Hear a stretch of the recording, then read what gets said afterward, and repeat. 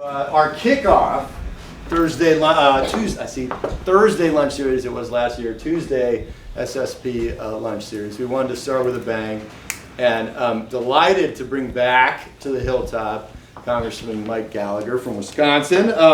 I go back a ways with Mike. You haven't aged like at all. Are you kidding me? Look at this situation. I'm trying to cover up my gray hair by growing it out, but you look exactly the same as you did back when Mike was both an SSP student in our program and then also went on to do a PhD in the government department here. I was on your committee.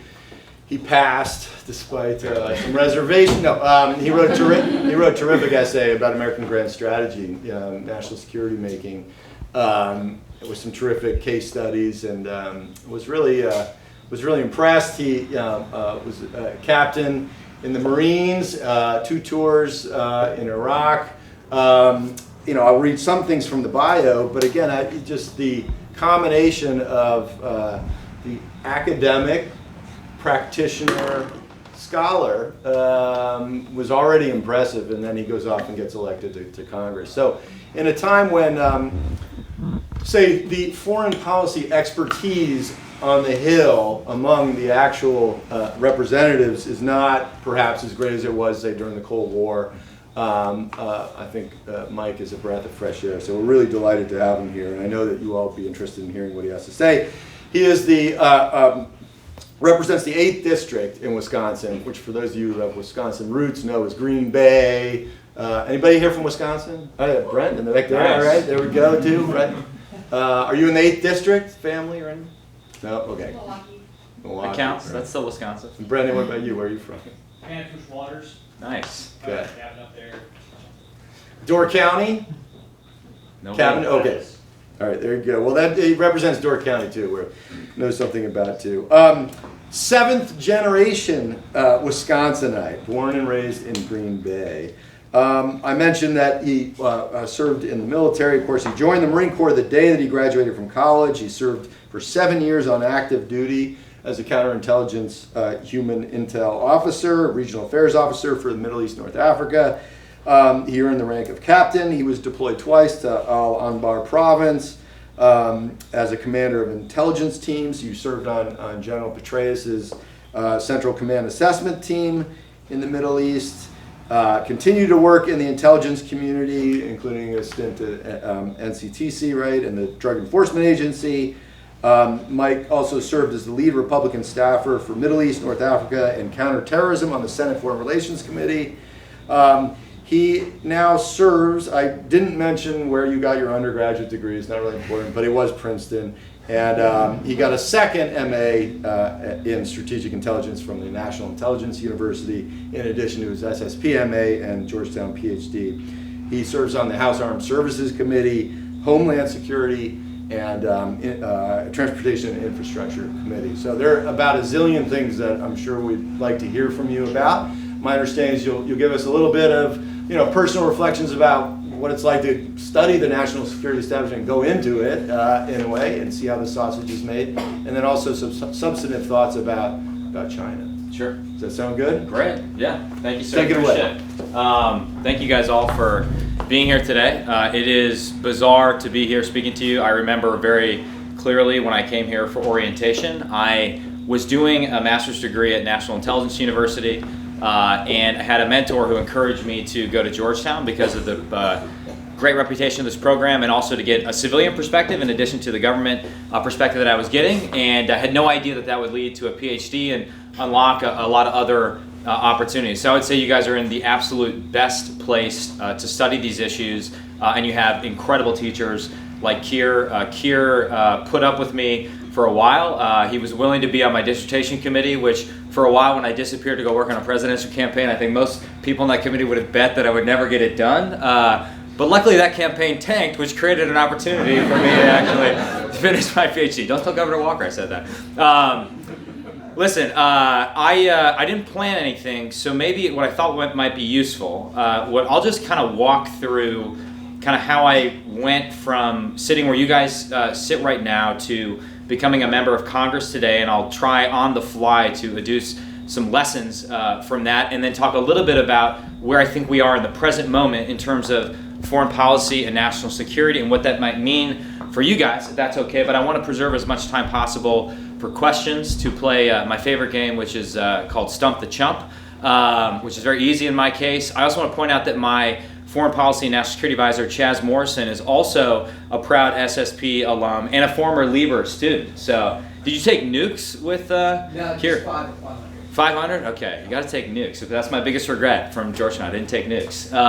We can talk about nukes. There's still too. time. I we have part-time status for any full-time employee. Absolutely love to, but alas, I have to do other things. So,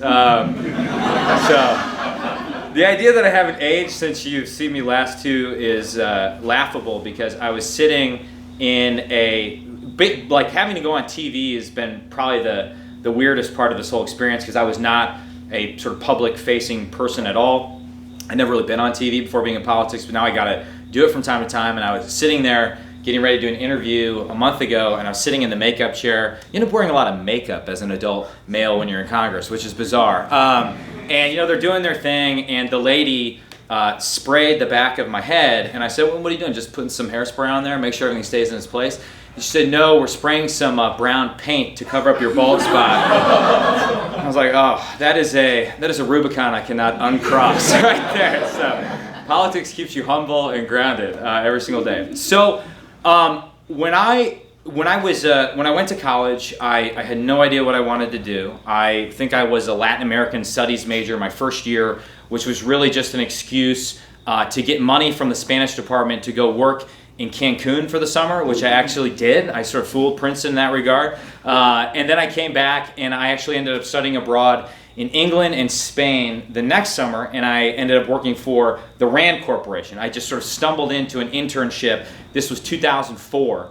And they put me on this project where they were doing this written project on studying terrorist targeting methods, both in Iraq and across the Middle East, and terrorist groups' involvement in civil society and philanthropic organizations. This was a topic I knew absolutely nothing about, but I dove into it, and I just became fascinated by what was happening in the Middle East.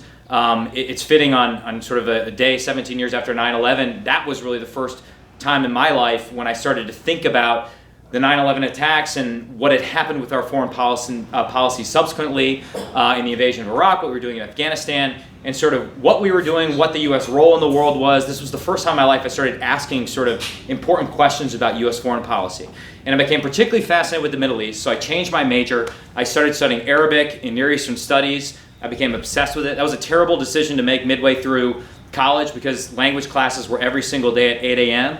I was not waking up at 8 a.m. most days in college. I had other priorities at the time. But I loved Arabic. I loved the Middle East. I did that. And the more I kind of went down that rabbit hole, the more I started to ask practical questions of, okay, I'm getting these language skills. I'm learning a little bit about the world. What could I do with them, right? And so I thought, I could work at a think tank. That was fun. That was interesting. But I kind of want to do something a little bit more exciting, at least in my kind of unique window of time you have right after undergrad. And so I started to think about, well, maybe I could go into the intelligence community. That would seem cool. I sort of read all the Jack Ryan books, and I thought those were kind of interesting. Also just binge watched the Amazon Prime TV show about Jack Ryan on the plane. I always bring like a lot of books on the plane to create the illusion that I'm going to do serious work, and then I watch Amazon Prime shows the whole time.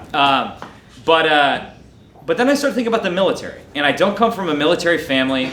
I'm from a family of physicians in Northeast Wisconsin. We also own a pizza restaurant in Northeast Wisconsin, Gallagher's Pizza. If you're ever there, part of the great Irish tradition of making pizza. It's very good, very unhealthy. But suffice it to say, this was a decision that my family, they weren't against, but it really surprised them. And it was also probably at one of our lowest points in the war. Well, I would argue 2006, 2005 were probably a little bit lower, but I just, for some reason, became interested in the military, didn't know anything about it, started researching all the different branches. In the Marine Corps, any Marines in the audience? So you'll, correct me if I'm wrong, but the Marine Corps is like the most effective propaganda organization in the world. So the Marine Corps jumped out at me as as a really interesting sort of organization with an interesting and distinct culture. And also on a practical level, I wasn't in ROTC. I could go to officer candidate school the summer after my junior year, see if I survived, wasn't obligated to take my commission, but I ended up doing that. I remember asking the head of the Woodrow Wilson School at the time, I survived officer candidate school and I was weighing whether or not to join the military. And I said, should I do this? And her and a couple other professors actually told me not to join the military and tried to get me to go in the intelligence community, which was interesting at the time. There was, I think, sort of a cultural thing going on where there weren't a lot of people joining the military or even doing ROTC at Princeton at the time. That has changed now, and I'm proud to say that it's changed. I had nothing to do with it, but it just was an unusual decision back then. But again, I just wanted on a practical level to be able to use these language and regional skills I was developing. So went into the military, ended up being a human intelligence, counterintelligence officer, got to deploy in 2007 and 2008. I was part of the surge. That was an incredible experience, probably the most profound experience of my life. If for no other reason that I got to see it go from complete chaos when we arrived there in 2007 to almost complete order and stability by the time we left at the end of my second deployment in 2008. And I had left very confident in the fact that we had given the country a chance and that these gains that we made were going to endure, and therefore was very troubled in the subsequent years when I saw a lot of that unravel, and we can talk more about that. And that was really, there were bipartisan failures in that country, and so I'm not trying to ascribe blame to one side or the other. But I came back in 2008.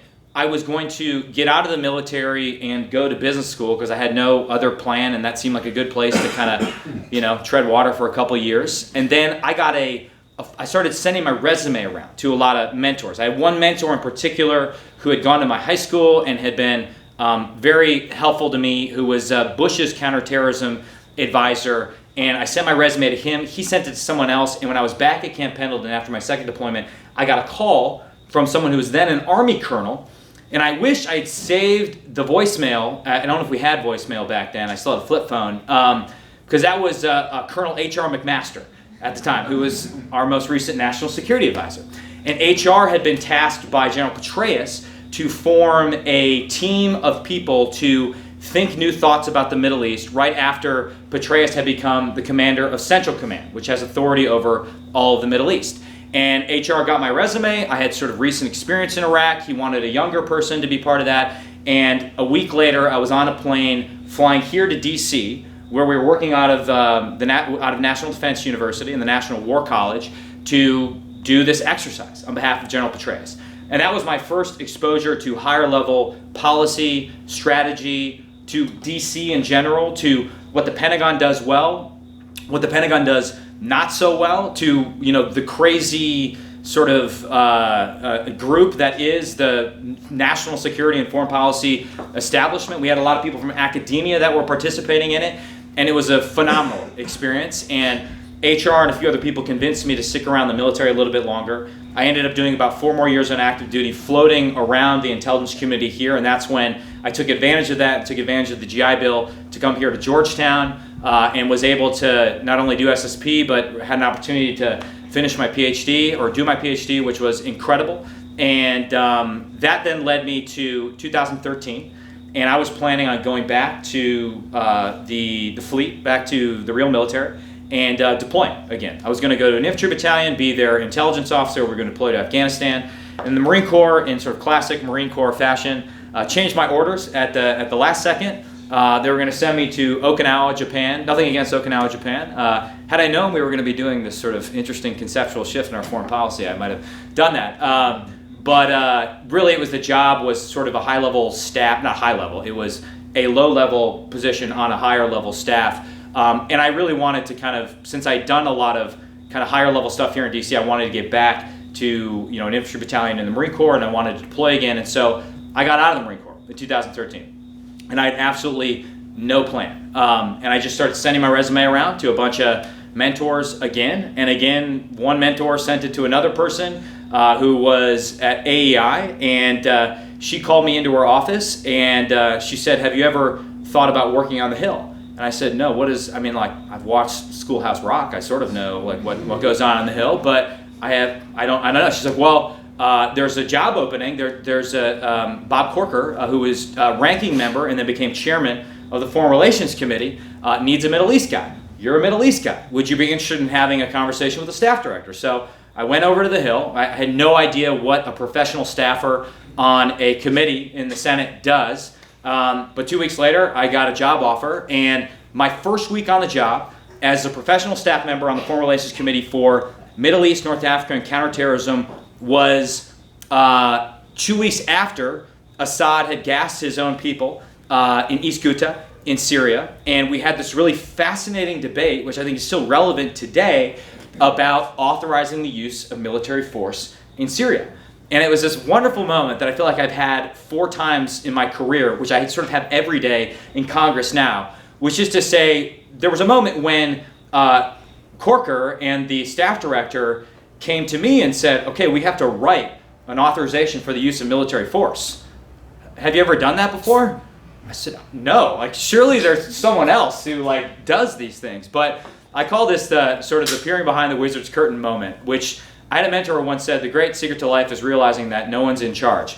Or even worse, realizing that you're in charge, right? And there are all these moments where you sort of look around and you're like, well, I guess I'm the person who's supposed to be doing this. And that definitely happens every day in Congress now. But that was a fascinating debate. If you guys remember at all, I believe that passed out of the Senate Foreign Relations Committee on a vote of 10-7. I think there was one abstention because Markey had just taken over Kerry's seat and he didn't want to take a vote one way or the other. So I think that math works out. But it was a fascinating debate about, okay, what are the executive's authorities that come here? What are the inherent authorities of the commander-in-chief? What are Congress's authorities? How many tactical restrictions can Congress, in an authorization for the use of military force, place on the executive branch and, by extension, on our military? Is the 9/11 AUMF, that short authorization we passed, 7 days after 9/11, Chaz? Does it still give us the authority we need to, not to put it crassly, but to kill people in places like Syria? It was this fascinating constitutional discussion, and it was one that we had on the committee, but then we never had more broadly in the Senate and the House, because after we passed out of the committee, Obama then sort of famously struck this deal with Putin, which then obviated the need for, well, I don't think it obviated the need for a new AUMF, but it took all the steam out from under that legislative effort. And it's just interesting to me that, again, this very week, the administration is contemplating another strike in Syria. And yet, again, Congress is not sort of demanding a seat at that table, right? And it is my own personal belief that that does, regardless of how you feel about whether we should be in Syria or not, and I will admit it is incredibly complex. It's an area where my analysis breaks down as I try to make sense of the Middle East a lot. But regardless of how you feel about that, you should be concerned that Article 1 has basically outsourced all of its power when it comes to war-making powers to the executive branch. As I read the Constitution, I don't think that's how it's supposed to work, right? And it's actually, I think, an unintended consequence of the War Powers Resolution of 1973, someone check me on that, which was intended to claw back authority from the executive branch, that in practice, it's done the absolute opposite. And it's even more true when it comes to domestic policy, in my opinion, the way in which we sort of outsourced everything to the executive branch, which is cool if it's your person in the executive branch, right? Like if you're a Democrat and you have a Democratic president you like, that's great. But I read an article to a bunch of conservative grassroots folks back in my district the other day. Politico does this wonderful thing where every week I think they publish like 3 or 5 things Trump did while you weren't looking. And my point was that, okay, if you're a conservative and you read this, a lot of it's good stuff. You like it. You sort of like the direction. But you shouldn't like the way a lot of this is being done, right? Because it almost by definition means that the legislative process has completely broken down. And if you want this stuff to be permanent, right? I imagine some of you in the audience were proponents of the Iran nuclear deal, right? Well, I think we're seeing there were serious costs to sort of bypassing the normal constitutional method for having agreements like this ensconced into U.S. law through the advise and consent of the U.S. Senate. And that really is a function, so much of what we complain about when it comes to foreign policy and we put in the president's lap, in my opinion, is actually a function of legislative failures, a function of Congress being derelict in its duties. And that's really kind of what I try and think most about today when I find myself unlikely as a member of Congress. And I just will quickly say that after I did the Foreign Relations Committee job for 2 years, which was a phenomenal job. I just would recommend, if any of you have the opportunity to work on the Hill, whether it's for a committee or for a member that you like, you don't have to agree with 100%, particularly if you're working on foreign policy and national security. While I would dispute the idea that foreign policy has ever stopped at the water's edge, I would dispute this argument that there was a bipartisan foreign policy consensus throughout the Cold War. We can have that debate.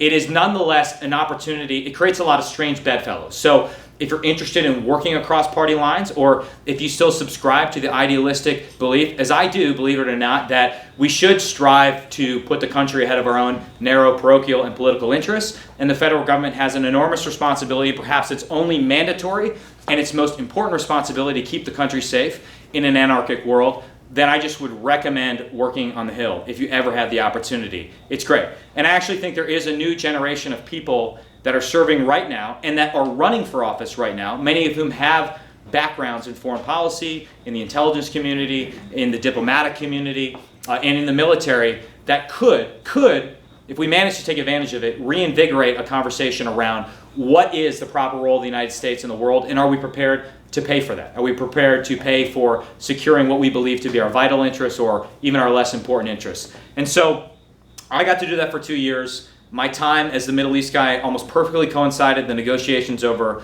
Iran's nuclear program that culminated in the deal. This was in addition to the strike in Syria, or the non-strike in Syria and the Syrian revolution. It was the fallout from all the Arab Spring turned Arab winter revolutions in the region.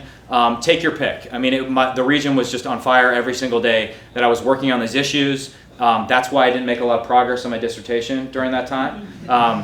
But I managed neither to improve my dissertation or improve the Middle East, so I don't really know what I was doing. But then when the presidential election started heating up, through this thing called the John Hay Initiative, which was kind of a shadow government collection of all the Republican or conservative foreign policy thinkers, they were helping all the campaigns kind of staff up, right? And each campaign usually has a small foreign policy team, and there's usually one person that gets to be the foreign policy advisor on a presidential campaign. I never thought about working on a presidential campaign, but I was from Wisconsin, I was working in foreign policy, and the John Hay Initiative got my resume into the hands of Governor Walker when he was running for, determining whether he was going to run for president.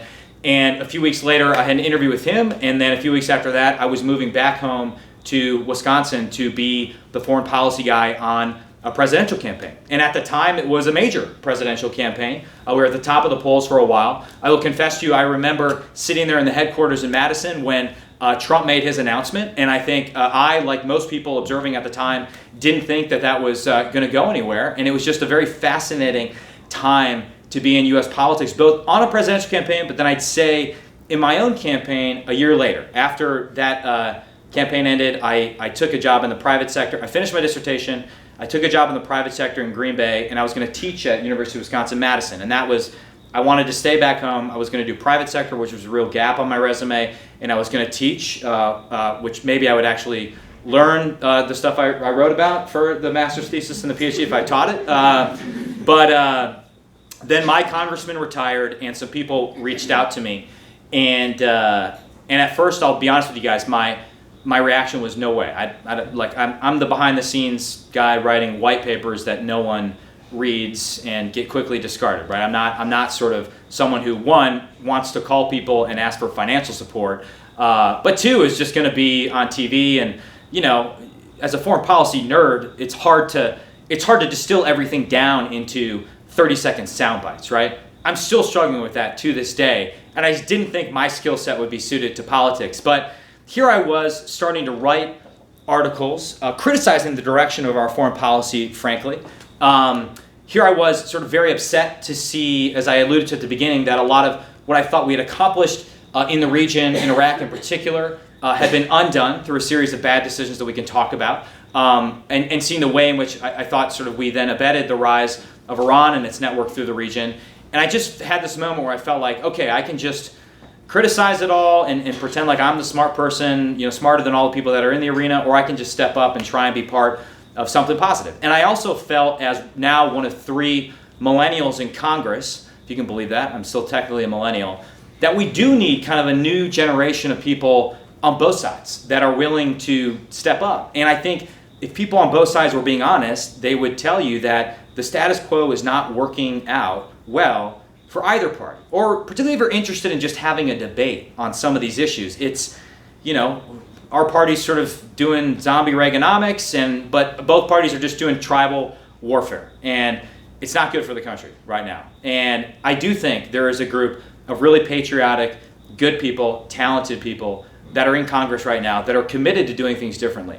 I sort of said this the other day offhand, but I've sort of fallen in love with my own remark afterwards. How do I put this? When I first ran for office, and if anyone wants to run for office, happy to talk about that. It's a grind. I mean, be prepared to deal with all sorts of crazy stuff. Be prepared to call everyone you know for help financially and otherwise. Be prepared to get attacked in ways that will drive you absolutely crazy. Even in a small media market like mine in Northeast Wisconsin, it costs $3 million to run for Congress. We can talk about why I think that's a huge problem and sort of proposals that might get at that. But we need good people to do it at the end of the day. The whole thing doesn't work if all the good people decide they don't want to do it. But I used to think when I ran that the problem with Congress was the people. In other words, that anyone with a shred of sanity would not want to run for office, and that therefore the people that got there were either, one, ruthlessly ambitious and only wanted to use the office for their own advancement, right? And you see a little bit of this, right? Everyone in the House wants to be a governor or a senator, or everyone in the Senate wants to be president of the United States. No one's actually interested in sort of doing the job that they have right there, or that they just weren't capable of doing that job. I think those are problems, but I've actually come to believe that the opposite is a bigger problem. In other words, the problem with Congress is not a lack of talent or human capital. There are plenty of smart, patriotic, great people that want to do the right thing. But they are then forced into a process that is so suboptimal and broken that it just grinds them down over time. In other words, the problem with Congress is not that people love it too much, is that they actually hate the job, right? It's not that Congress is over-empowered, it's that it's disempowered. And it gets back to what I was talking to you about before on foreign and domestic policies, the ways in which members of both parties, quite frankly, have neutered the institution. An institution that, in my view, is actually the predominant institution according to our system of government. You can check me on this, but I'm pretty sure even the phrase co-equal branch of government doesn't enter the lexicon until the late 60s and the early 70s, actually. Actually, it was deployed by a lot of people in the Nixon administration to enhance the power of the executive relative to the legislative branch. I sort of look at the powers invested in the legislature, which is the only branch, with the exception of one person in the executive, that's accountable to the people, and think that the framers created a legislative leviathan. But we've gotten so far away from it that if you're a new member of Congress and you want to make a difference, it is so incredibly different. And I would commend to you an article that was written recently by Yuval Levin, who is a conservative thinker, a reform conservative, but nonetheless said something that I think is just true and that people in both parties would agree with, which is to say that Congress has become, instead of people channeling their ambition into a legislative process, right? Because human beings have always been a crazy mix of ambition and avarice and pride and all these different things. You're never going to change that. But instead of that being channeled into a legislative process, it's actually been channeled into a sort of bizarre form of performance art, where people are not actually trying to accrue power within the institution necessarily or get stuff done. They want to become famous. It's become sort of a parliament of pundits, to steal Jonah Goldberg's phrase. And that's a huge problem that, like, your generation, our generation, if I could lump myself in with you guys, is going to have to fix at some point. So how do we do that? Well, I don't know. I have some thoughts that we can get into right now about congressional reform, but maybe just talk a little bit about foreign policy and national security, and then I swear I'll wrap up because I'm going on and on here. But finally, just to say a few things about those different experiences, both in the military, working on the Hill, and then running for office. They may seem like very different things, but I actually found that the same skill set applied to each, right? To the extent that I had some success in any of them, or some success in my career so far, it's just, I think, obviously you need to have sort of a basic, skill set, right? Or you need to have a basic set of credentials, because there's a ton of very bright people in this town, and you're going to be competing with a ton of resumes, and you guys are going to get that, right? You're already going to be in the top, 99%, just because you're going to finish this program and have a credential that's better than anything else you could possibly have. But beyond that, what made all the difference in my career was just having a network of both peers and mentors that I could reach out to for advice and support, right? Every major career move I made was because I had someone who was willing to vouch for me and say, no, okay, this guy has a good resume, but you need to take a chance on him because he's a hard worker, he can work in teams to get stuff done, and I will vouch for him. I mean, that's what's gonna make someone needs to grab your resume from that pile and put it on the desk of someone like H.R. McMaster or a principal if you want to get some of these jobs. I almost think that's even more important. I just would encourage you, I know this sounds cheesy, but like the relationships you're making with both your professors and your peer group right now, I would say are far more valuable than the piece of paper you're going to get when you graduate this program and the credential. I mean, I still talk with the people in my PhD cohort were awesome. I mean, Rebecca Friedman is doing amazing things. I had two military guys, Thane Clare and Jeff Donathorn, who just published a great book. I mean, this is just an opportunity for you to expand your squad and your team. And that's what the national security community is at the end of the day. My job on the presidential campaign, it wasn't to be the smartest person about all areas of the world. That would be impossible. Like, I struggle to stay abreast of things given the demands of my time right now.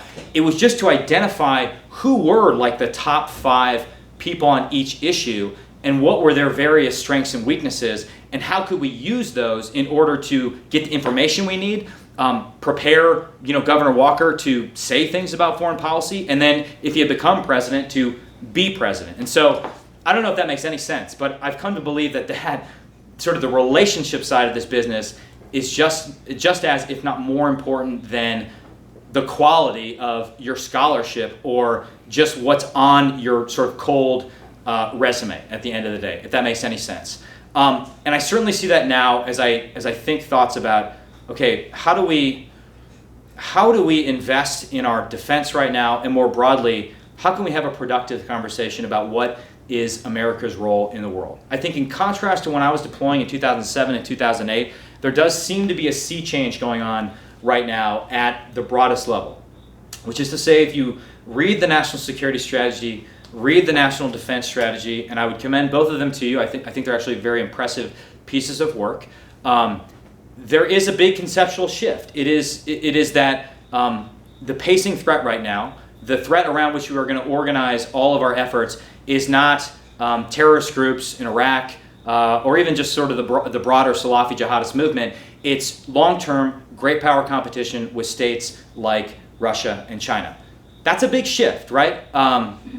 Now, it's one thing to posit it in a piece of paper, even a piece of paper with presidential approval. It's another to actually implement that in practice. And whether we are able to implement that, assuming you think it's a good idea that we should, is an open question.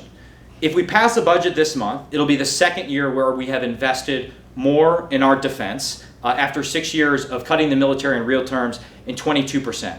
But as you look at the military more broadly over the long term, if we're going to sustain that investment and achieve 5% growth each year, it's not only going to require legislators to do their job and be willing to take political risk to invest in our defense, it's also going to require us to confront the pressures that are crowding out the money that we need to make investments in things like ships, guns, and bombs. In other words, the military, I believe, is facing a similar crisis that the rest of society is facing, or at least when you look at it from a budgetary perspective. And it's largely a health crisis and an entitlement crisis, right? Your average soldier, sailor, airman, and Marine is far more costly today than he or she was during the Reagan buildup. We spent $1 trillion more in FY17 money under 8 years of Obama than we did under Reagan, and I think it's fair to say we got less for it. And it's not just because weapon systems are getting more exquisite or more expensive, although that's part of it, and that's also related to a broken acquisition process. But if you really do the math, it's because your individual member of the military is getting far more expensive. Part of that's good. With an all-volunteer force, we have to invest in recruiting and retaining the best and the brightest. But at some point, we're going to have to make some hard choices going forward if we want to sustain this investment. The second thing I think a lot of us are trying to wrap our head around right now is what role should our allies play in all of this? Obviously, the question of our enduring alliances, the question of the utility of our alliances became a very controversial one during this campaign. The president has criticized NATO, has criticized other allies as freeloaders. I would only say this is an old argument going back a long time.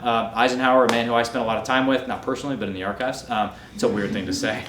My mom says that's why you're still single. Ran for president because he was concerned about sort of the isolationist wing of the Republican Party under Taft, the younger, dragging it in a bad direction. The last truly isolationist candidate we had was Alf Landon in 1936. Drink if you're playing the Alf Landon drinking game right now. There has always been this debate about the extent to which our allies are contributing, and I think we've sort of taken for granted the role our allies play in preserving and extending U.S. power. It's my belief that one of our advantages over countries like China and Russia is that we have a system of friends and partners and allies that they simply never will have or cannot hope to equal. And the minute we start taking that for granted, as imperfect as our allies are, is the minute that we're going to have to spend more money, paradoxically, doing everything on our own. And I think there's an opportunity right now to reinvigorate the alliance structure that has been a key reason that the free world was able to prevail over communism during the Cold War. And it's one that neither party has really figured out how to take advantage of right now and talk about allies as a way, again, to extend U.S. power and work in a more interoperable fashion with our allies with things like deploying Aegis ashore, for example, with the Japanese. Because in any scenario in the future that I look at, you're going to want more resources deployed forward, because inherently they have a better deterrent value, and also you just get more for your money, right? Because there's enormous cost to deploying forces from the continental United States, and it opens up a lot of vulnerabilities. The final thing I'd say, though, is it's impossible to measure sort of the soft power aspects of U.S. foreign policy, but I am very concerned that we are, how would I put this, sort of losing a respect and appreciation for the, I want to say moral, but I know you're an offensive realist, so maybe I'm going to say things that will offend you right now. Easily offended. Yeah, I know that.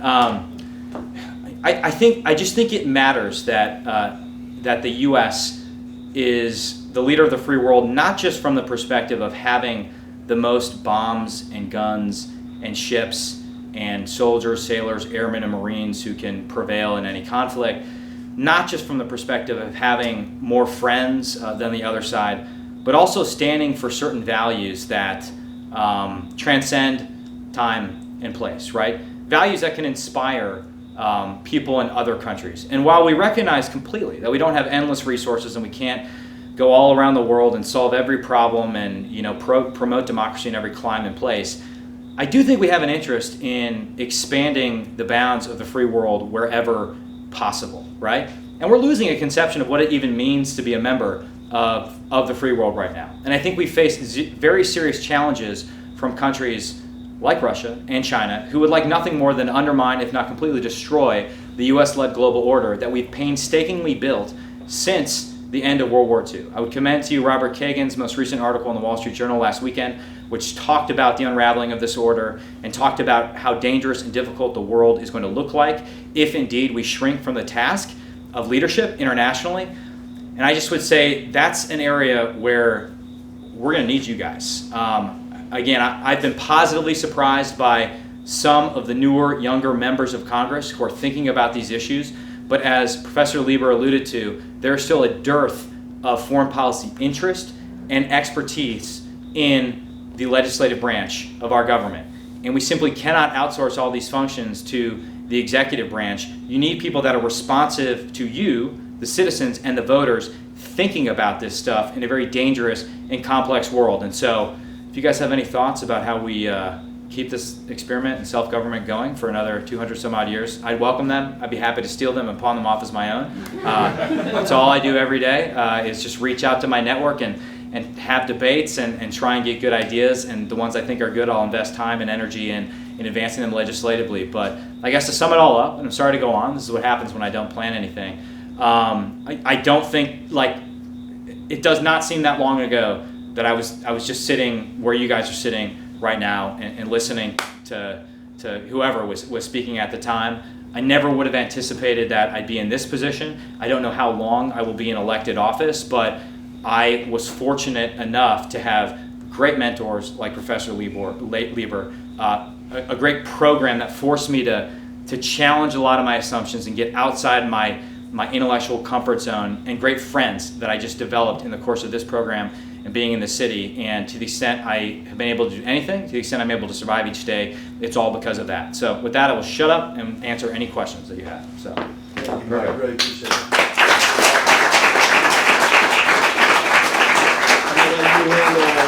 And then you'll find this, the constituency is probably more friendly than your 8th district. just depends. But I'll let you handle this on your own. I guess I want to emphasize what an extraordinary opportunity it is to have Mike here with us. I mean, again, you can see his honesty, his openness.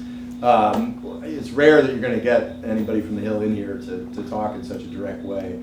And so let's not waste any more time. Let's ask him some questions. You're going to get some great answers. So I don't know about that. Please. Yeah.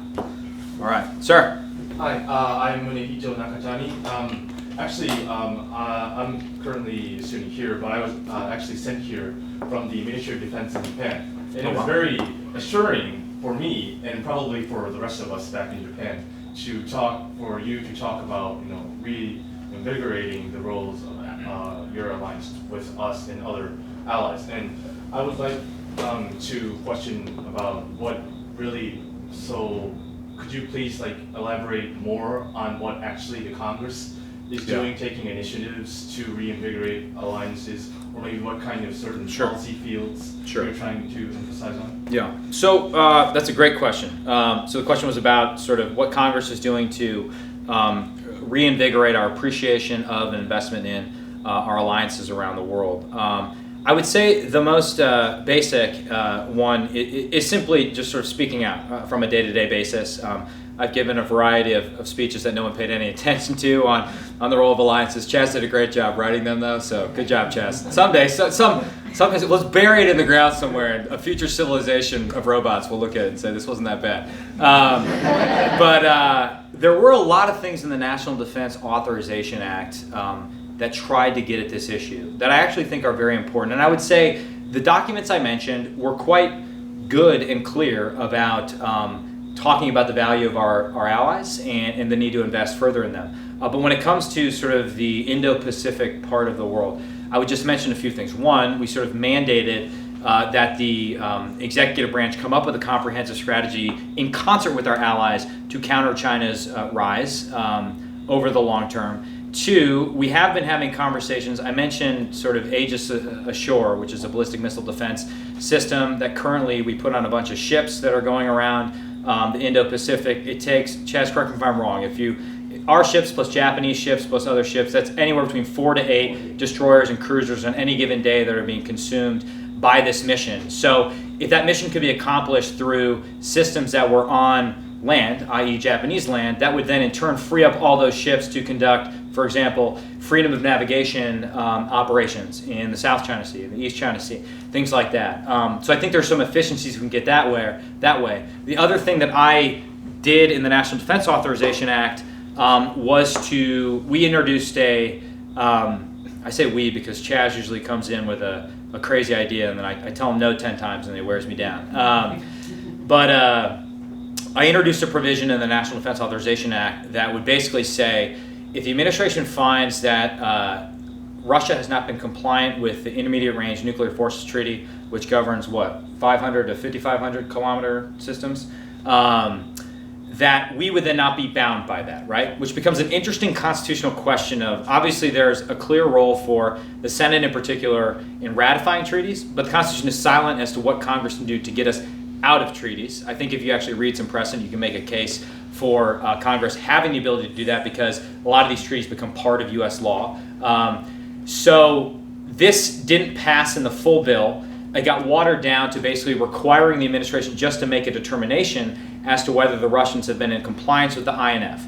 The reason this is important from the Indo-Pacific perspective is that Russia is not in compliance with the INF right now.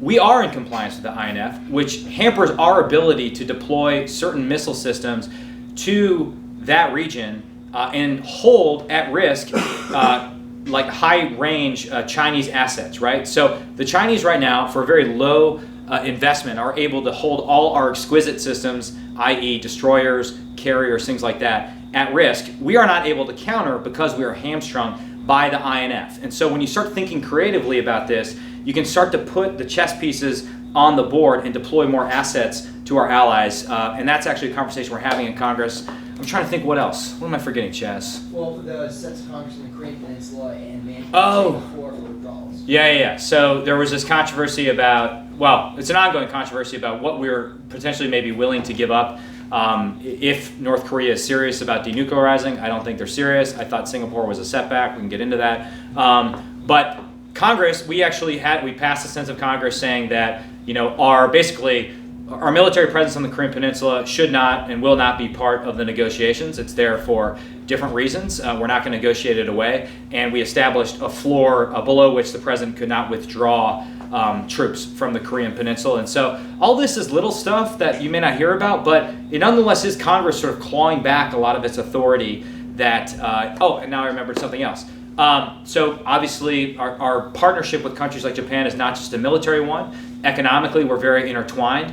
There's been a lot of talk about trade, both the value of trade and the utility of tariffs in order to punish countries to form more productive trade relationships. I introduced a piece of legislation in the House that would require congressional approval if the administration is going to impose tariffs under Section 232. So this is what the administration is currently using right now to justify steel and aluminum tariffs. This is interesting and an area that I would encourage you guys to study because they're citing national security concerns to invoke Section 232. Now, you could think we have suboptimal trading relationships with countries like Canada and Mexico. You may think NAFTA needs to be modernized because these economies were far different when the deal was struck a few decades ago. But I think you'd be hard-pressed to make a serious argument that steel or aluminum from Canada or Mexico or the EU presents a serious national security concern to the United States. More broadly, if you just look at the tariff structure we have with our allies, applied tariffs are quite low to begin with, but our applied tariffs against Canada and against the EU are actually higher than the reverse. So it begs the question, not only what problem are we trying to solve here, but have we stretched the bounds of the statute beyond common sense in order to do it? And so I think this is an opportunity for Congress to step up and say, okay, you want to do this? Cool, but you have to get congressional approval. And it would be retroactive 2 years. So the concern being that we don't want to get into a trade war with our allies. And also I don't want manufacturers and farmers in Northeast Wisconsin to get caught in the crossfire of any sort of long-term, low-grade economic war between us and China or us and the free world. If that makes sense. Sir, great mustache back there. Yeah. Thank you for coming. My name is Zach Collins. I have a domestic politics question for you, if I could. They also has national security implications. Sure. So the Republican Party seems to have changed its fundamental worldview to be more aligned with the president and his administration. Do you see this as a long-term characteristic of the Republican Party, or do you think it will shift, and when, so that those of us who would like to work in politics can go ahead? Fair question. I might push back on the premise a little bit, which may seem, obviously, like everyone, where you stand depends on where you sit. So I'm in the trenches every single day trying to do my thing as a legislator, and so a lot of what is focused on Fox News or MSNBC sort of bears no relation to the reality that I deal with every single day. I think it might be fair to say that the president has challenged conservative orthodoxy on trade, which I mentioned before. And I've gotten a lot of heat for this bill that I've introduced, and my point is that for the last 200 years, the conservative position was that tariffs were taxes that distort the free market, that inherently pick winners and losers. And so basically from Adam Smith up until 2 years ago, we all agreed on that. So what's changed? I think it's perhaps fair to say the White House, with some of its rhetoric on allies, has called into question conservative orthodoxy about what we're spending for certain relationships abroad. I will say I don't think that's a new phenomenon. We've always been a big tent party. We've always had this sort of isolationist strain within the Republican Party. Luckily, the internationalists, starting with Eisenhower, but then continued famously with Ronald Reagan, won out over the long term. I think, however, there are certain areas where I think the president's gut instincts are forcing us to ask some very important questions. And I would say Afghanistan is probably the best example of that.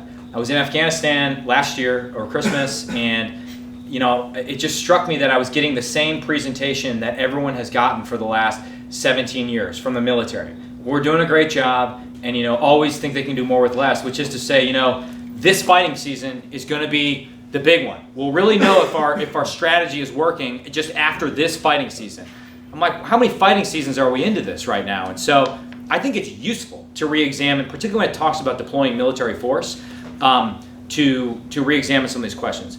I do, however, think the area that I think is most dangerous, and I know I've already talked about this, is because politics has become so tribal right now, and it is not actually about policy. And I think that was something that was hard for me.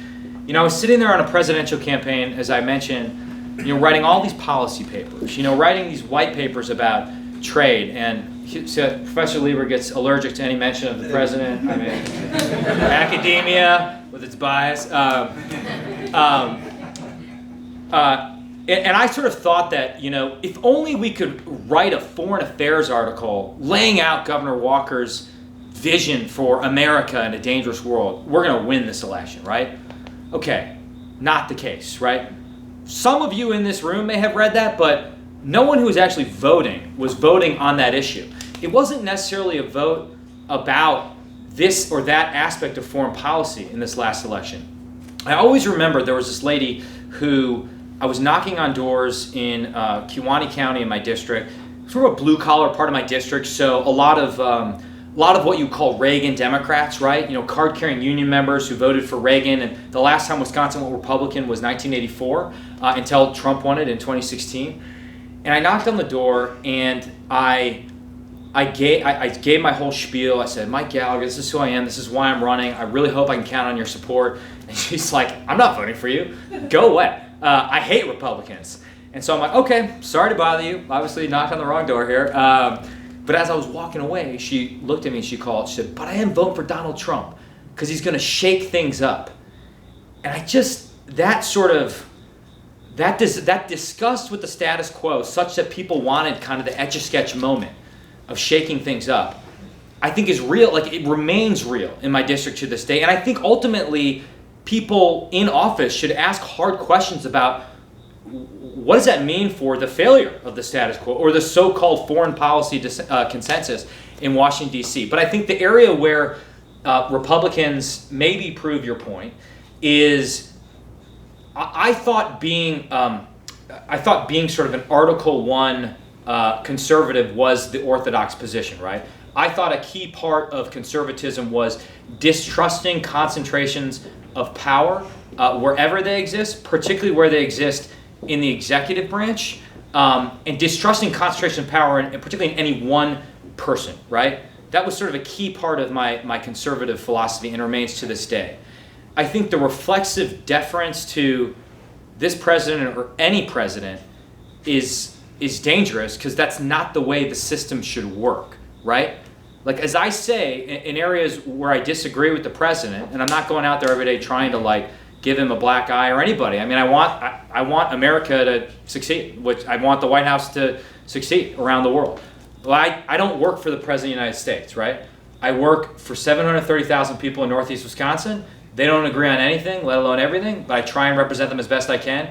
And the only oath I took was not to a party leader, it was to the Constitution. And I try my best to abide by those and report to the people I work for. And I think most people get that at the end of the day. But this is a long way of me saying, the political environment has become crazy tribal. It's not about having a debate about policy. It's just how can we punish the other side, right? So if you're a conservative, it's all about leftist tears and all this stuff, and that's just not healthy. One of the other reasons I'm a conservative is that the world is complex, right? I think anyone trying to make national policy or policy that affects our international relations should come at it with a great deal of humility. And the idea that a small group of people can impose one-size-fits-all solutions on a very complex country strikes me as just not corresponding with reality. So I don't know if any of that makes sense. This is why my advice, like I don't do the talking points and I get in trouble all the time. So, I'll go back to front. Is that all right? Yeah. I'm starting with getting the facial hair out of the way in the back here, and then yeah. Brandon Corbin, fellow Wisconsin. Hey. The question is about Congress working in foreign policy and national security. Turkey, probably a good test case, because I think Congress should be actively developing Turkey. Yeah. Arguably in a clunky fashion. So I would ask, what would you keep? What would you throw out? What would you change about the way Congress works? Great question. If you're applied to more foreign policy activism. Yeah, so I'll just be brutally honest, and I used to get paid to think thoughts about Turkey and the Middle East. Turkey's like I talked about. Syria is where my analysis breaks down. Turkey, more specifically, is where my analysis breaks down because I can't really devise a strategy to make some sense of Syria without the Turks playing a productive role, or at least being part of our squad there. And quite, I mean, obviously that's not happening. I think, domestically in Turkey under Erdogan, and I remember being in Ankara with Korker in 2015 in the brand new presidential palace that he's built, and just thinking this is not a good direction for the country to go. And obviously we had a coup after that, if we're still calling it that.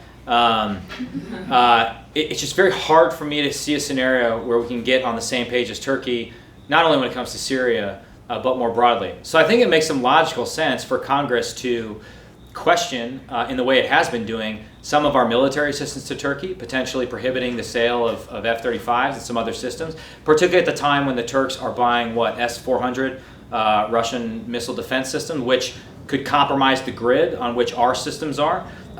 So I don't know, is the short answer to that question. I think having failed in the approach of nothing to see here, they're a NATO ally, therefore we have to ignore everything that's happening domestically in Turkey because all we care about is their foreign policy. Well, I think now you're starting to see the domestic politics of Turkey screwing up their foreign policy as well, and so we have no choice but to take a tougher line on Turkey in the hopes that we can bring them back into the fold and that there will be a post-Erdogan Turkey. But beyond that, I'm open to your ideas. Should we... Glasses, and then, yeah, sorry. I called you glasses, sorry. Yeah. Patrick O'Malley, Yeah. thanks for speaking about this. My question is related to the rise of China. So a large part of China's military rise has been through their economic mechanisms, IP theft, forced tech transfers, Yeah. and Belt and Road Initiative giving them economic leverage over countries in Asia. I was curious what you think Congress could do for that specifically, and then the wider U.S. government approach to countering those mechanisms. Great question. Give these kids all A's, kids. Automatic? Yeah, automatic A's. You don't have to work for the rest of the semester. So you bring up a really important point that's not being talked about in the trade debate, which is to say, okay, so we have three things going on right now, right? One is the Section 232 stuff that I mentioned earlier. The other is the modernization of NAFTA. And then the third is the so-called Section 301, all the measures that we've taken to get tough on China economically. But if you look at our relationship with China, it's really China's non-tariff barriers that concern us more than anything else. It's a lot of the things that you just mentioned. Their IP theft in particular, which if you believe the Blair-Huntsman Commission is the greatest transfer of wealth in human history, the estimates range from $200 billion to $300 billion a year that it costs us. So we've taken a few steps to get at China's predatory practices more broadly, the most important of which is a reform of the Committee on Foreign Investment in the United States, which was the culmination of 2 years of work. We actually got it done. It was in the National Defense Authorization Act. The president signed it. I think it's a very good piece of work, but I worked on it pretty closely, so I'm biased. So this would be an interesting research project for you guys to look at what we did and tell us whether we screwed the whole thing up. But it was messy, right? It required a lot of different people getting around the table. The debate was not partisan. It wasn't Democrats versus Republicans. I was working with a Democratic colleague of mine, Denny Heck, against Republicans on the Financial Services Committee because we had different views of who should be in charge of what, but we were able to get it done. That's a big thing. We also had and Kira and I were talking about this a little bit, we had a very interesting discussion with the executive branch about, we had a provision that prohibited the federal government from doing business with ZTE and Huawei. This was very contentious. The White House brought all of us into the cabinet room, about 5 senators and 3 members of the House. The president, it was right in the midst of the immigration debate, and the president came in and was like, we're talking about immigration first. And so then one of the press conferences, the impromptu press conferences you saw on TV related to the family separation issue, that was actually that meeting. I was fortunate to not be in the shot of the camera because I was on the opposite side of the table. But after talking about that for an hour, we then had a discussion with the White House about this provision. The White House had pushed back because they didn't want to hamper their negotiating, they didn't want to destroy any negotiating leverage they had with General Secretary Xi because they were involved, they're still involved not only in a complicated trade negotiation, but also in a complicated negotiation over North Korea's nuclear program. And so they were worried that would screw that up. We pushed back and said, no, we're still going to do it. And so this was actually another case where Congress asserted itself, and we got to what I think is a good outcome, and we disallowed the federal government from contracting with ZT and Huawei. But I'll tell you, what worries me more than anything else, well, I'd say that, I'll put it in simplistic terms, but I do think there's something here, which is to say, Chess, correct me if I'm wrong again. So Google's recent moves, not only with respect to opening up some of its services in China, after what the Chinese Communist Party had done to Google before, and also what the Chinese Communist Party has done to a variety of businesses. For example, were you guys tracking when we deployed the THAAD missile battery systems to South Korea? There was a company that owns the land. I never know how to say it. I've stayed at the hotel once. Latte? Latte? Like a latte? Okay. So Latte has what, like 130 businesses in China? The Chinese government then cited fire code violations to shut down all these businesses in response. So this is sort of the game we're playing right now, and we're only waking up to what's going on around the world, to say nothing of the way in which, was it Malaysia, where they bribed the outgoing prime minister to the tune of $4 billion, and they said, you can use some of this to build an infrastructure project, we're going to supply the workers, we're going to dictate the terms. Also, keep a lot of the money so you can bribe the rest of your parliament in order to go along with this. The good guys actually won on this, right? He got ousted, but it's just an interesting illustration of what's going on with Belt and Road. But I also think it's more dangerous. I was just out at the Defense Innovation Unit Experimental, which is the Pentagon's organization for dealing with Silicon Valley and bypassing a lot of our broken, antiquated acquisition processes. And this was at the same time that Google canceled its Project Maven contract, which a lot of Google employees had objected to anything having to do with drones that might potentially kill people in places like Iraq and Afghanistan. Okay, fair enough, right? And you can make an argument as to about that being objectionable, but all I know is if we have a culture in Silicon Valley that is unwilling to work with the intelligence community, with the Pentagon, we are going to be in a bad situation. Because unlike countries we compete against like China, we simply can't tell the private sector to cough up, its best and brightest to work for the government. It doesn't work that way. That's a feature, not a bug of our system, but it requires patriots that maybe don't want to, serve in the military, serve in the intelligence community officially, nonetheless to be willing to work with the government. Because in that world in particular, anything having to do with cyber, semiconductors, robotics, the Pentagon's just not going to be able to keep up. In some ways, we have to recognize that the private sector is the main effort and figure out how we do a better job of supporting it, and also make the Pentagon a better customer, right? Because a lot of companies won't work with the Pentagon, not out of moral objections, just because it's insane to deal with acquisition processes. It just drives you absolutely insane. So I don't know if any of that makes sense, but we've done a few things. Yeah. Was there right there? I'm slowly working my way up. Sorry. Yeah, right there. Yeah. And also, you spoke earlier about the cost for the individual military member, and I was curious what specifically you were looking at to reduce those costs and care benefits, or how that is best achieved. Sure. So we didn't do much of it in this last NDAA, quite frankly.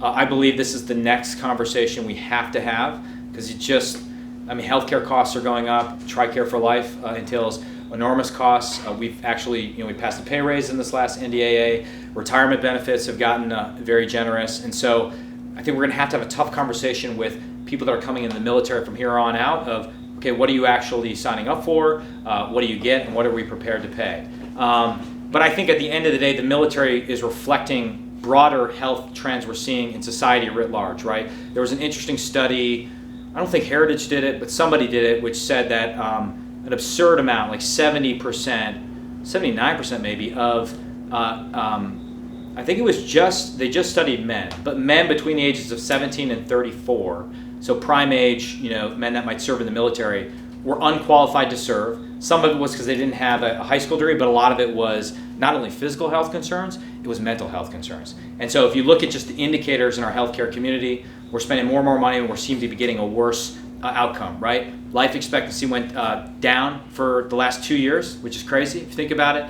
Suicides are up, anxiety's up, depression's up, obesity up. There's a bigger thing happening here that the military is downstream of. And so I don't have an answer for it right now, but it's a really difficult discussion to have, right? I mean, it's beautiful because in contrast to after the Vietnam War, when people came home and they were spit on, like now it's thank you for your service. We all appreciate the sacrifice the military has made. Awesome, I'm all for it. But that makes it very difficult to do anything legislatively when you talk about military benefits. So again, if you guys got ideas, happy to steal them. Sir. My name is Usai. I'm a first-year student. In regards to allies, and the U.S. has done a lot to counteract Confucius Institutes. Yeah. U.S. companies and schools want students to study abroad to gain that foreign experience. So how can the U.S. government protect these students and potential recruits abroad from Confucius Institutes that are operating outside the United States, essentially? Oh, interesting. The honest answer is I've never thought about that before. We did do something in this latest National Defense Authorization Act, which was my amendment, which basically said to academia, it was more professors, not students, but if you have ever been part of a foreign talent recruitment program, so China and other countries sort of pay a lot of money for academics in the United States to work on various projects. In many cases, they take them over to their country, which is all well and good, but it could present some obvious counterintelligence concerns. I mean, these countries are explicit about sort of wanting to recruit and vet and train assets. We've had some high-profile cases, spying cases of that effect. And so we said that if those people are then going to apply for Pentagon funding for anything, the Pentagon at least needs to certify that they have participated in such a program and that they don't present a counterintelligence concern. So that's one thing, but I hadn't thought about the student issue. I think now more than ever, there would be a temptation for people to retrench and invest less in programs like this, but I think the opposite is probably what we need to do, right? I mean, we want our best and brightest out there in the world, learning things, and also that's part of our diplomacy that we don't talk about. But conversely, too, from like an immigration perspective, our system is so backwards that a lot of the most talented people that come here to study in our universities that we have an interest in keeping here and staying here, we make it difficult, if not impossible, for them to do so. And that's a huge issue that not only hampers our economy, but also our national security. So these are stumping me. Was there, right there, sir, Marine. What did you do in the Marine Corps? I was in the infantry. Oh, cool. Yeah.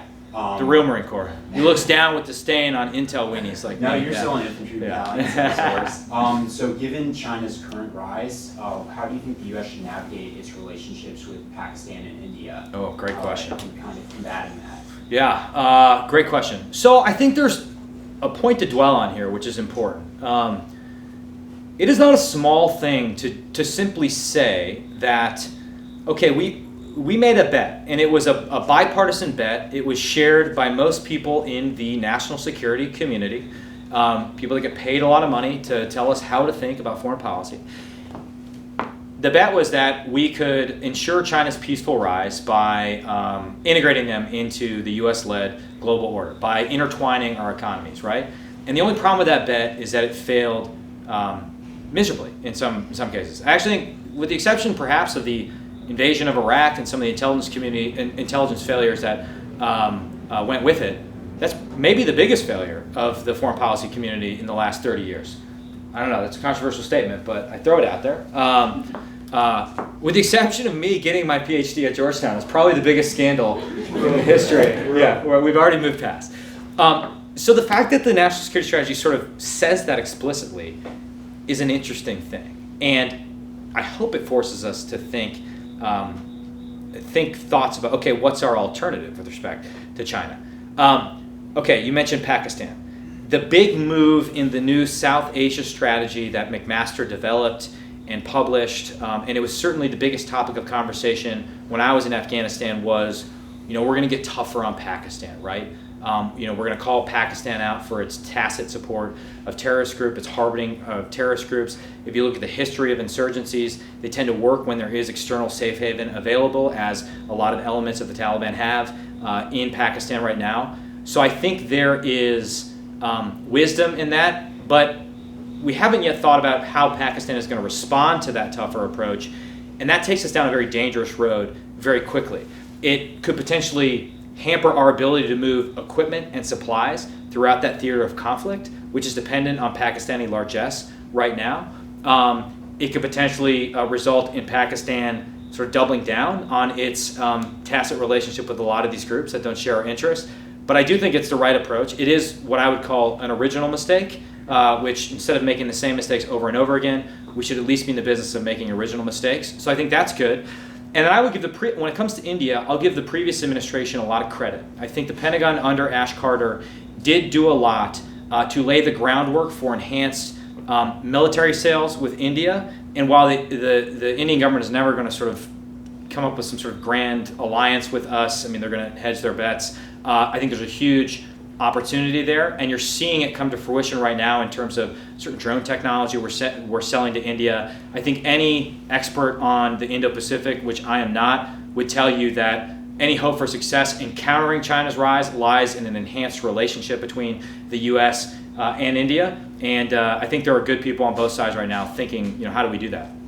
If that makes any sense. Sir. Oh, sorry, I thought I was going to go this way. Sorry. But I already called on you, so yeah. Hey, sir, thanks. Yeah. Sorry.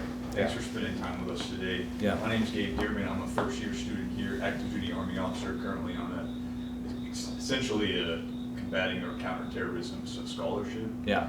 And so my question to you, you mentioned kind of a transition or a pivot in this current administration from counterterrorism to some extent to more near-peer threats.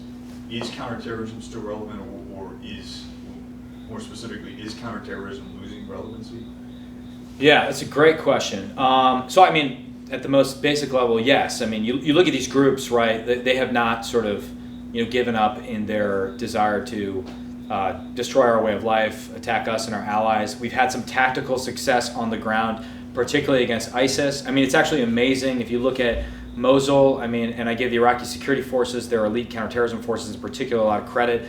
They endured some of the worst urban combat that any military in the world has endured since, we did in Way City in 1968. You probably have to go back to that.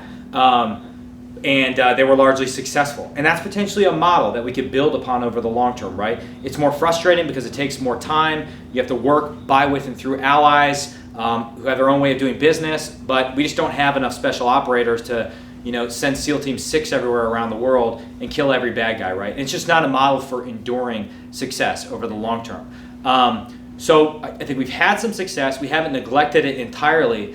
But at the end of the day, in any scenario, right? In the scenario in which we maintain our presence in Iraq and Afghanistan, or even reduce it slightly, and try and shift more resources to the Indo-Pacific to counter China, while also at the same time reinvigorating NATO, modernizing some NATO structures, playing a little money ball in Ukraine to arm the Ukrainians, right? And to push back on Russia for low cost.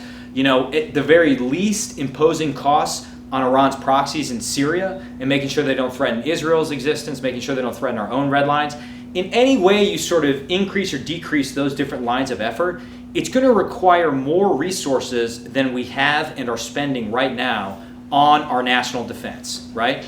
I guess you could sort of do like an offshore balancing move and achieve some efficiencies, but I don't know. I think the world would actually look more dangerous under that scenario. So that's a long way of me saying it does matter, and we're going to have to do both things at the same time. And I think they're interconnected, right? I'm sure I'm violating every tenet of IR theory that I learned under Keir, but I think it's fair to say that if your credible deterrent is weak in one theater, it will suffer in another theater, right? I don't think it should surprise us at the same time we undermine our credible military deterrent in Syria, we created a more permissive environment in places like the South China Sea or in eastern Ukraine, right? So all of these things need to be linked together in some way, or at least our adversaries link them together. And we can also pursue diplomacy with our allies at the same time, but it has to be backed by the credible threat of military force. That's like a realist thing, so that's cool, right?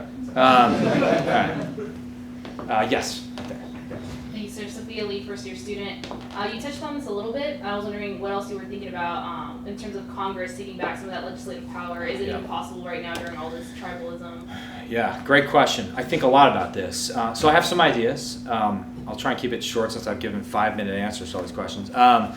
So I do think it's important that we review and revise the 9/11 AUMF. It's making a mockery of Congress every single day. I mean, we're conducting lethal attacks against people that weren't even born on 9/11 under the authorities provided by the AUMF. It also is crazy to argue that the Commander-in-Chief has inherent authorities under Article 2 to go all around Africa, all around the Middle East, all around anywhere in the world. That basically means the president can do whatever the heck he or she wants going forward, right? And I just don't subscribe to that view of the Constitution. What is it, Federalist 10, or there's a great quote where it's like, the history of human conduct does not warrant an exalted opinion that would invest all this power into any one person, particularly when it comes to foreign policy. I don't know, always, whenever in doubt, cite a Federalist paper, and just make up the number, no one will ever know. But I think there's some more basic blocking and tackling that Congress needs to do, right? And it comes down to oversight. So I'm blessed to be on one of the last committees that actually works in Congress, the Armed Services Committee. Every year for the past 50 some odd years, we have passed the National Defense Authorization Act by overwhelmingly bipartisan margins. It passed 60-1 out of committee. It passed with 378 votes on the full House floor. That doesn't happen on big pieces of legislation. And there were some big moving parts in this. I've talked about a lot of them today. So why does that happen? It's because we go through a process over the course of a year of conducting very boring to anyone else who's not a defense or foreign policy nerd, hearings at a subcommittee level, full committee hearings. We go department by department within the Pentagon. We do big picture hearings on U.S. role in the world, U.S. role in the Middle East. We sort of do our basic job of asking the Pentagon tough questions, trying to understand what's working and what isn't, and then we try to, albeit imperfectly, hold the Pentagon accountable and force it to do certain things differently where we think that's necessary. That is the exception that proves the rule. That basic oversight responsibility has been neglected, and part of it's just a function of time, right? In a world in which you are constantly raising money for re-election, a world in which you are flying back and forth to your district every Thursday evening and flying back to see Monday, is a world in which you don't have the time, like even if you want to effectively conduct oversight. So I think that means there are some very simple things we could do to get Congress doing its basic job. One would be to simply change the schedule. This is not a new idea, and I know it sounds silly, but honestly, I think this would have a huge positive effect, which is to say, as opposed to flying back and forth every weekend, which started in the 90s, and is one of the reasons people say partisanship got worse, just keep us here for 2 or 3 weeks straight. Don't allow people to fly home, which, by the way, you guys are paying for. That's taxpayer money. That's 2 flights a week to and from Green Bay, Wisconsin is not inexpensive. Particularly, I mean, people pay a premium to come see Lambeau Field. I mean, it's like Valhalla. And just keep us here and force Congress to be in session for 5, dare I say, 6 days a week. Force members to actually be on the House floor during debate. Require a quorum call so you can't have a debate proceed unless people are physically there and paying attention. Because turn on C-SPAN. What do you guys see? People giving speeches to an empty House chamber. Even when we're voting, members parachute in, they look at their phone to see what their staff is telling them to do, they hang out in the cloakroom, they get some food, they smoke cigarettes, and then they vote, and then they leave. And then they go across the street and they raise money. Like, there's some basic stuff that's not happening right now. The other thing I think we need to do, that would be a paradigm shift in my opinion, the way in which the institution has changed within Congress, I'm only speaking for the House, but I think the same is true in the Senate. Power has gone from the committee chairs and the committee members and has become concentrated within House leadership. It started in the 70s. It picked up steam in the 90s with a lot of the Gingrich reforms, where he really empowered the steering committee, which controls all committee assignments and committee chair assignments. And that means as an individual member of Congress, unless you play the game, right, you're going to have little ability to influence legislation that's on the floor. This is the first Congress in modern history where we haven't had an open rule for debate. That means when I want to submit an amendment, I have to go to the Rules Committee. The Rules Committee is appointed by the Speaker. The Rules Committee can rule anything out of order just based on their desire to protect members from bad votes or carry water for leadership. And they structure a rule in a way that doesn't allow for open amendment and debate. And so by allowing committee chairs to be chosen by the members of the committee and not by House leadership, I think you would change the whole dynamic. Because it would mean that as a committee chair, you would have to pay attention to your members because you'd need their vote to stay in power. You'd have an interest in moving legislation through the committee, and that's where you want this debate to happen, right? You want your members to specialize in committee and become experts on a few discrete set of topics as opposed to trying to do everything and doing nothing absolutely well, or just faking it, right? Which is more often what's happening now. People fake, they give an impassioned speech, and they're really not paying attention. So I think if you found a way to devolve power to the committees, got the committees working again, a lot of good things would happen. So that means, ironically, whoever wants to be the next speaker, in order to wield power effectively, will have to be willing to give it up in many cases. And it would be messy, right?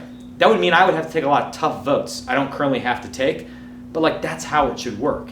If you're not prepared to take tough votes through an open, honest, and rigorous process, then you shouldn't be in Congress. Yes, ma'am. Okay, my name is Milu from Hong Kong, China.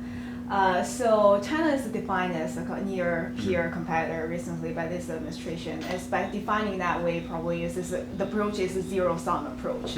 This is possible that there's this middle way, because Plato and Confucianism always think there's always a middle way, and also golden mean, because it's not very hard to stand at the extreme point and this too extreme, but it's very hard for wise men to pick the golden mean. And also for the U.S. standpoint, it comes with a huge opportunity cost.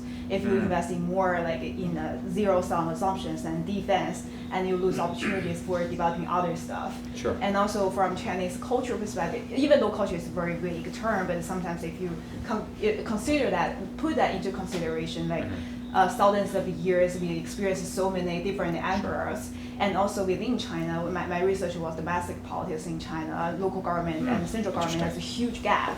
So there are still a lot of moving parts, and probably that premises is ignored by the current foreign policies approach. Do you think it's possible? It's possible to develop such a golden mean in the middle, and maybe the more creative way within the House? Well, it's certainly possible, and there's always risk that sort of rhetoric could take on a life of its own, or reinforce sort of certain images of one side or the other that things could spiral out of control, or increase the likelihood of miscalculation. Again, I'm probably violating 8 tenets of. Although, what does Press's book say about this? Calculating credibility. Yeah, skeptical of reputation. Skeptical of reputation. Yeah, that's a great book, by the way. It's gonna be eclipsed by the book that Kier is coming out with Daryl. So I guess I would put it simplistically this way. We have certain interests in that part of the world. We have enduring alliances that we are unwilling to abrogate or give up. We are going to be vigorous in our defense of our interests, and we recognize that there are times when our interests will not overlap and may come into conflict with China's interests. That's okay. That's just sort of how the world works, right? But our best chance of avoiding conflict with China, in my opinion, is to be robust and strong in our defense of our interests and in the resources that we deploy in defense of our allies. And if China wants to challenge the system of free navigation, or the system of free trade, or just sort of the current system that we've established painstakingly over the last few decades, they can do so, but we have to stand up for ourselves and for things that we view to be essential. Now, that masks a whole variety of approaches in the middle. My hope is that we can develop relationships from a mill-to-mill level, from a government-to-government level, of people from a next-generation level that will allow us to avoid great power conflict with China. But I also think it's important for us to call out practices that we don't agree with when it comes to China. So I don't know. I guess I'm hopeful that we can avoid outright conflict, but it's going to require a lot of people thinking different thoughts about this relationship and many others. So do we have time for one more? Did I already go past? One more, but a quick one. Yeah, please. Yeah. Hi, thanks for coming, Congressman. Yeah. My name is Arshawn, and I'd like to ask another question about alliances. So with the Saudi intervention in Yemen and your work on the Armed Services Committee, I'm wondering how you think we should balance our interests in the Gulf with their humanitarian responsibilities and our role in that. Great question. Great question. I actually think the Saudi intervention in Yemen is the perfect illustration of why abandoning our allies almost always results in worse policy outcomes, right? Because I think it's fair to say, I mean, that we sort of put a lot of distance between ourselves and the Gulfies in the last administration. And I think it's fair to say there's actually a bipartisan, there's a weird sort of convergence of interest on the right and the left that suggests that, you know, all countries in the Middle East, you know, don't share our interests, and therefore we should work less with them. You see this on the right in the forms of conspiracy theories about Saudi Arabia and 9/11 and things like that, and it results in a general skepticism of working with the Sunni Arab Gulf states. I actually think that a lot of the humanitarian concerns that Saudi has driven is because we were not willing to take an active role in shaping that conflict for a few years. And if left to their own devices, these countries are going to take steps to protect themselves that we are not going to like. And so while our allies are not perfect, if we are at the forefront of events trying to shape them and trying to get our allies to work within a construct that is led by the United States, that's the best chance we have of constraining their worst impulses and their worst behavior. Because if we have a seat at that table, we're going to be able to say to the Saudis, okay, your targeting is totally off base here. You guys need to rein it in. And oh, by the way, we can help you with certain forms of technology we have to target more effectively, to minimize civilian casualties, and to address your security concerns, but without allowing the region to devolve into crisis. This is what is sort of, I call the bear hug approach to U.S. allies, right? It's an act of love. You hug them, but you also constrain their movement in many ways to ensure that they stay on the reservation. So, if that makes any sense. Man, a lot of tough questions. Sorry I rambled on so much. You didn't ramble. Yeah. Thank you very much. That was terrific. Thank you for joining us, Mike. You know, despite your best attempts to denigrate international relations theory, I think it's pretty obvious that he did internalize a heck of a lot. I mean, I was keeping a list of different theories, thinking weeks of 500s. Right now, people are either in the first semester, students are in their second week, third week, so we're talking realism, liberalism, etc. You know, you made reference to whether engaging China with through economic interaction, is that a path to stability or not? You talked about credibility, deterrence, bureaucratic politics, organizational theory. I mean, it's all there, whether, and I know you were saying most of this in jest, the digs against IR theory, while in the same sentence, you know, citing, you know, famous authors, was impressive. One other thought before we let you go. Yeah, you mentioned what it meant to be a conservative, and you mentioned sort of offensive realism. I'm trying to find the most common ground, and one of the things that came to my mind in thinking about all these tough topics was the idea of unintended consequences, right? When we take an action, a policy step, you know, one of the things that both realism and offensive realism in particular is attentive to, which I also know conservatism is attentive to, is what's going to happen that you know we haven't thought through. What are the negatives that might come from this act? And informed policy that can have, you know, life or death consequences. So I again personally find it this very refreshing. I wish it were. I wish you represented more than just. You mentioned maybe 3 millennials in total. If in fact there is this new blood, new folks coming in who kind of recognize the paralysis and want to do something about it, I wish it were a bigger group. But on the other hand, maybe if you are in the vanguard and this is you represent what might lie ahead, then I think there can be even more hopeful, because I'm sure, like you, knowing that someone like this caliber, someone who takes ideas seriously, is willing to debate ideas and assess their implications for policy, to have someone like that in office is, I think, a great thing. You're always welcome back on the hilltop if you get tired of the hill. I hope you treat it like a home away from home. And again, thank you very much for joining us. Thank you.